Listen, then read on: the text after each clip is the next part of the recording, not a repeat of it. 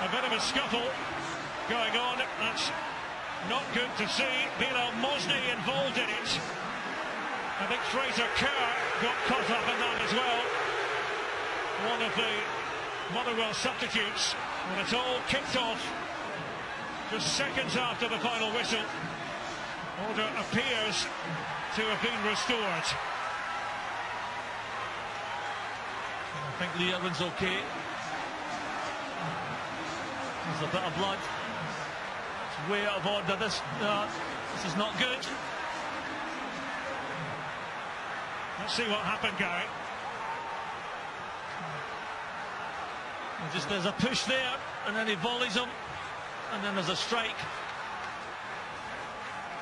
Some terrible scenes at the end of the game, though, and this is exactly what we don't need to see after a match like this. It's Lee Irwin and Bilal involved here as they were walking off the pitch.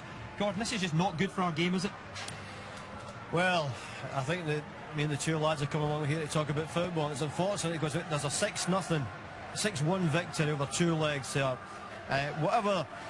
What set Mosney to that mood, and talking to the lads here, I don't think it takes too much.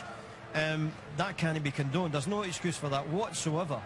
We'll come back to that performance, but Stephen, that apparently continued all the way up the tunnel. I think Lee Irwin has a part to play as well, Dal. You know, as much as he put his hand out to shake Mosney's hand, if Mosney doesn't want to do it, let him go. Motherwell had a job to do and they've done it. But the fact that antagonise him by pushing him, you know, there's no need.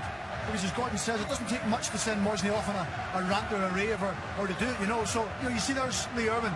Just let him go. He doesn't want to shake your hand, that's fine, unsporting, whatever you want.